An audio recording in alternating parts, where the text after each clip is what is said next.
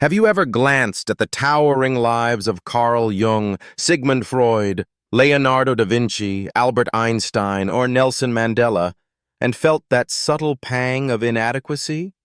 As if their lives blazed so brightly with meaning that your own existence seemed but a flicker by comparison?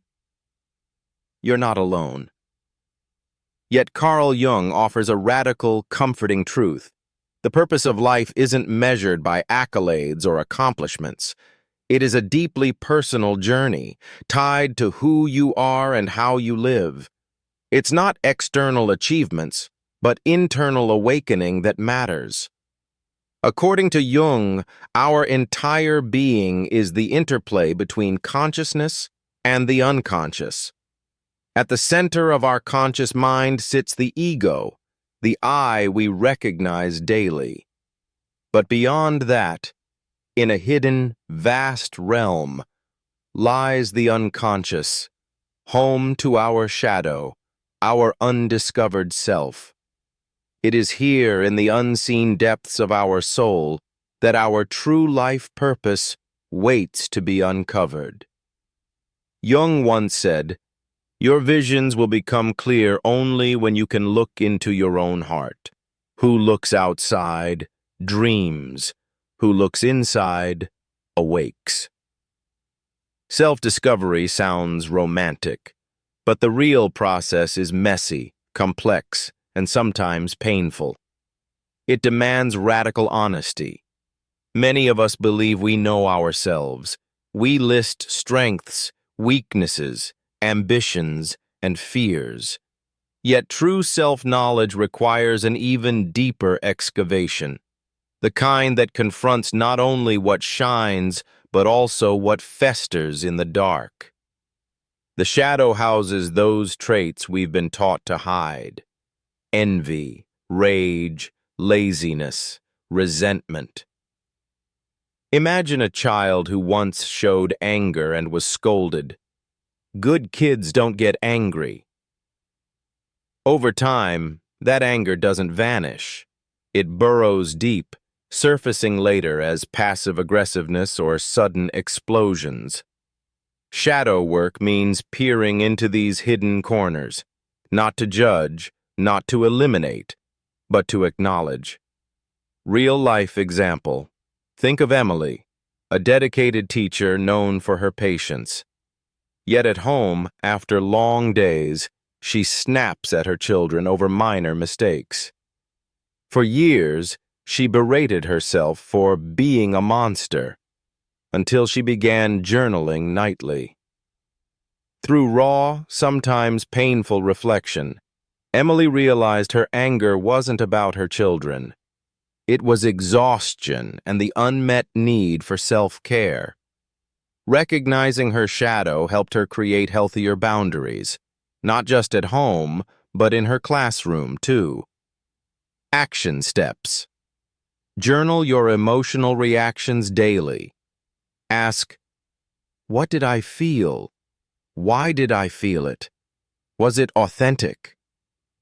Reflect on people you dislike. Often, they mirror your hidden traits. Shadow work is not a task you complete. It's a lifelong practice. Jung emphasized, "I don't aspire to be a good man. I aspire to be a whole man." Once you've glimpsed your shadow, a natural question arises. What now? At first, knowing your hidden flaws can feel overwhelming, even shameful. You might even wish you had remained blissfully unaware. But here's the truth. Repression doesn't erase the shadow. It empowers it. Ignoring anger doesn't make it vanish. It makes it explode at the wrong time. Suppressing sadness doesn't make you stronger. It makes you numb. True maturity involves embracing these ugly parts and learning to wield them wisely. Practical integration. Anger can defend your boundaries. Laziness can signal burnout and the need for rest. Envy can highlight the aspirations you've buried. Real-life example. Consider Jamal, who envied a colleague's promotion. Initially embarrassed by his petty feelings, he almost withdrew, but reflecting on his jealousy showed him his own suppressed ambition. Instead of retreating, he enrolled in leadership training, eventually carving out a leadership role tailored to his passion. Your emotions aren't enemies. They're messengers. Treat them as guides, not curses. You are what you do, not what you say you'll do. Self-awareness is only half the journey. Action is the soul of transformation. Too often, people confuse insight with change. They believe that because they know better, they automatically do better. But transformation requires visible, consistent action. Imagine this. You dream of writing a novel. Yet months pass with empty notebooks and excuses. I'm too busy. I'm waiting for inspiration. I'll start when life calms down. Living reactively means waiting for life to align perfectly before acting. Living meaningfully demands initiating even when you're scared, tired, or uncertain. Real-life example. Sophia dreamed of opening a bakery. She spent years fantasizing but never acted, until one day she committed to baking one new recipe each weekend, no matter what. Eventually, she sold at farmers markets, building her dream, one loaf at a time. Small, disciplined actions create momentum. Dreams manifest not in grand gestures, but daily choices. Daily active questions. What am I creating today? What risks am I willing to face?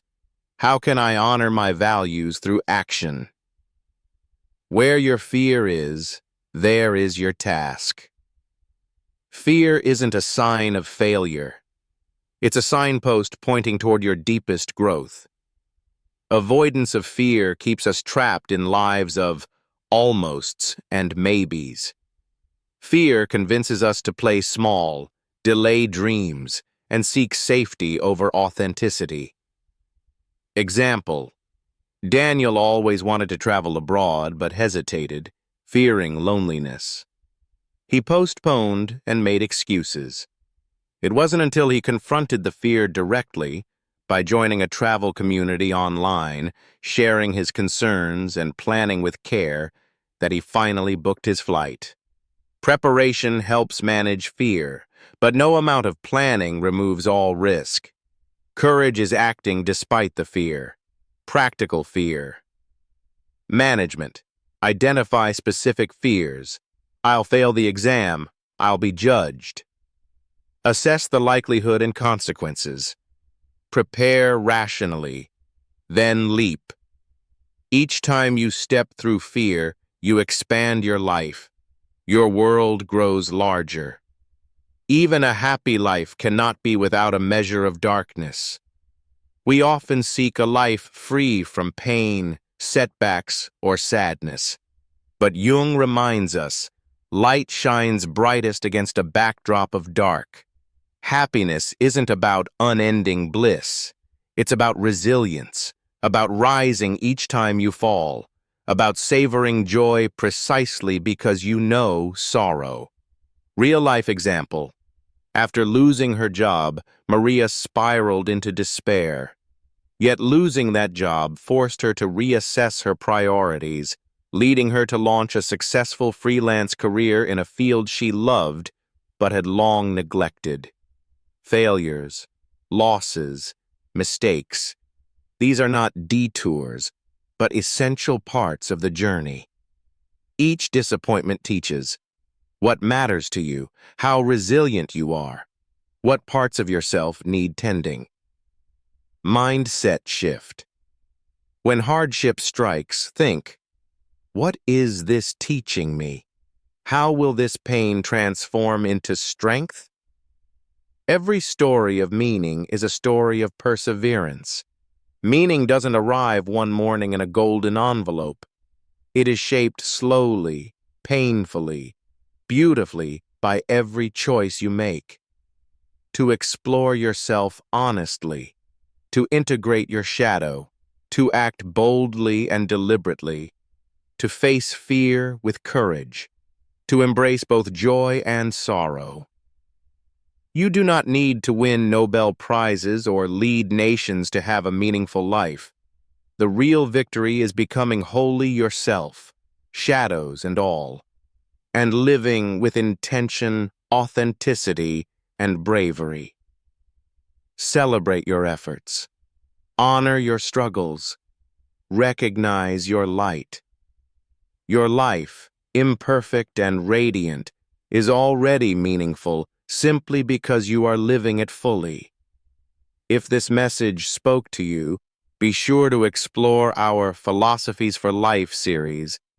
Subscribe for more deep dives into wisdom that can illuminate your own journey. Thank you for being here. Your light matters.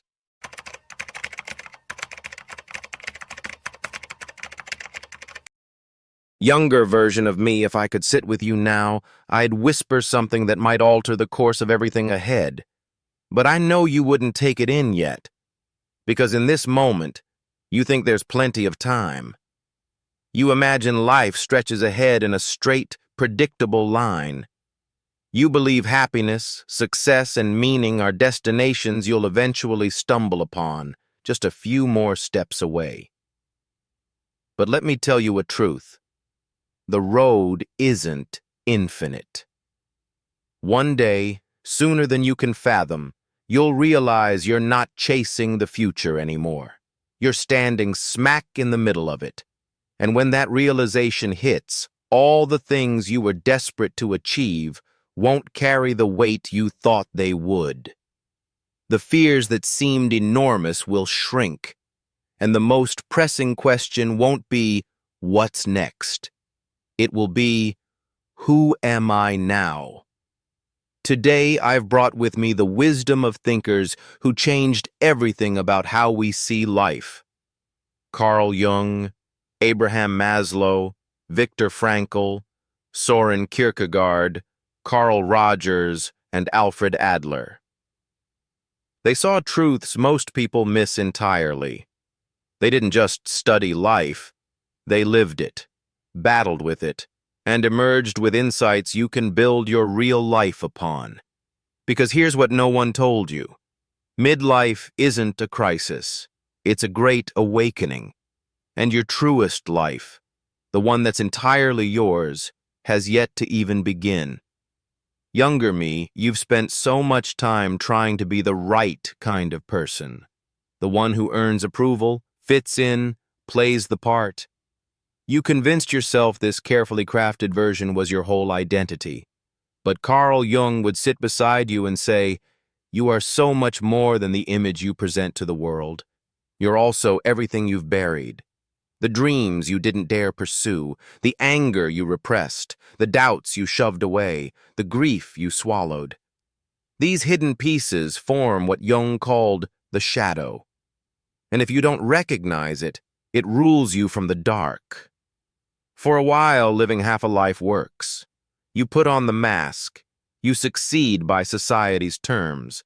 But eventually, cracks start to appear. You feel an uneasy restlessness. That's not failure.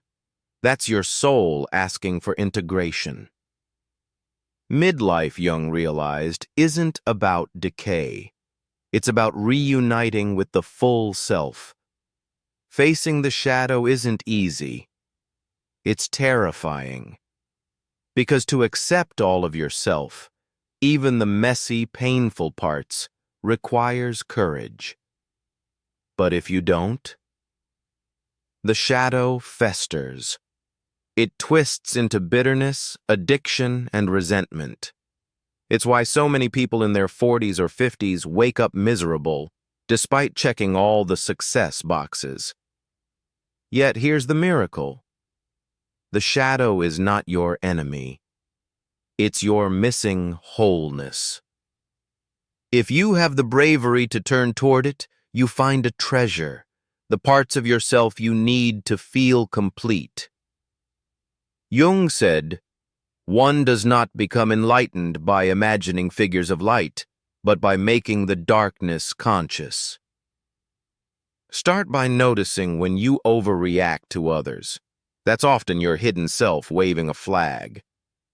Journal your suppressed emotions. Explore your jealousy, rage, sadness, not to judge them, but to understand. You aren't broken, younger me. You're unfinished. And now you have the opportunity to finally become whole. Younger me, do you remember your first brush with success? That euphoric feeling of, I made it? You believed that was the finish line. But Abraham Maslow would gently correct you. He spent decades studying the healthiest, happiest people and uncovered something most miss. Fulfillment doesn't come from achieving, it comes from becoming. Maslow's hierarchy of needs starts with basics: food, safety, belonging. We all must build a stable foundation. But once those are met, a new yearning surfaces, the need to self-actualize. True happiness isn't reaching a goal. It's realizing you are living as your fullest, truest self. Statistically, fewer than 2% of people ever reach self-actualization. Most get trapped chasing external symbols, promotions, possessions, social status. They wake up at 45 wondering why it still feels empty. Younger me, if you ever feel that quiet ache of, is this all there is? Pay attention. That discomfort isn't failure. It's a summons. The summons to stop achieving for others and start living for your soul. For some, self-actualization means leaving a prestigious but soul-killing career. For others, it means choosing creativity, connection, inner peace over accolades. Ask yourself regularly, am I pursuing success or meaning? And know this, the moment you stop obsessing over winning, you actually win. You find real success, the kind measured not in bank accounts, but in the quiet joy of a life that fits your soul like a glove. Younger me, you've spent so much energy trying to be happy, as if happiness were a destination you could reach if you just worked hard enough, loved fiercely enough, achieved brilliantly enough. But Viktor Frankl would lean in and share a different secret. Happiness cannot be pursued. It must ensue. Frankl endured the unspeakable, imprisonment in Nazi death camps. Stripped of everything, he witnessed a stunning truth. Those who survived weren't necessarily the strongest physically. They were the ones who clung to purpose. He founded logotherapy, the belief that the will to meaning, not pleasure or power, is the core drive of humanity. Younger me, no external thing, no job title, no romantic partner, no dollar amount, will deliver lasting happiness. Instead, ask, what gives my life meaning? Frankl taught there are 3 pathways: work that matters, contributing to something bigger than yourself; love, building relationships rooted in deep connection; suffering, transforming pain into growth. If you ever feel lost, revisit these. Create something that outlives you. Love so deeply it leaves fingerprints on others' hearts. And when inevitable suffering comes, let it carve you into something stronger, wiser, more compassionate. Remember Frankl's words. When we are no longer able to change a situation, we are challenged to change ourselves. Younger me, I know how paralyzed you feel before making big decisions. You wait for certainty, for a sign, for readiness. But Soren Kierkegaard would smile sadly and tell you, that feeling will never come. He described the dizziness of freedom, that terrifying vertigo when you realize your life is yours to shape. No scripts, no guarantees. Younger me, fear isn't a stop sign. It's a doorway. Fear of the unknown appears when you're standing on the brink of expansion. It's not proof you're unprepared. It's proof you're alive. Distinguish two types of fear. Fear that signals real danger, like standing on a cliff's edge. Fear that signals growth, like standing before a dream that terrifies you. Lean into the second kind. Trust that your wings will unfurl mid-leap. Kierkegaard wrote, "To dare is to lose one's footing momentarily. To not dare is to lose oneself permanently." Whenever a choice excites and terrifies you equally, that's your sign. Don't wait for confidence. Action creates confidence. Leap, then grow the wings. Younger me, you've worn so many masks for so long you sometimes forget they're there. You've shaped yourself to fit molds, to avoid judgment, to be acceptable. Carl Rogers would lean forward and say, "It's time to come home to yourself." He pioneered client-centered therapy, believing that healing comes not from fixing, but from accepting. Younger me, when was the last time you said what you really meant? Did what you really wanted? Loved without armor? The further you drift from your authentic self, the more disconnected you feel. Rogers taught congruence, when your outer life finally reflects your inner truth. Start by noticing when you edit yourself, when you say yes but mean no, when you nod but want to scream. The real you is found in what lights you up, even if it seems impractical. And remember, you are not broken. You were never broken. You simply forgot how to live as yourself. Healing isn't about improving yourself. It's about revealing yourself. Younger me, you believe your past defines you, that your mistakes are carved in stone, that your failures are lifelong sentences. Alfred Adler would challenge that fiercely. He believed what holds people back isn't what happened to them. It's the meaning they assign to it. Younger me, the past is a story, and you hold the pen. You are not your worst day. You are not your old labels. You are not the opinions others tattooed on you. You can, at any moment, revise the narrative. Ask yourself, if I believed I was powerful, capable, worthy, what would I do differently? Start doing that. Your history is real, but its meaning is fluid. You get to decide whether it's a chain or a catapult.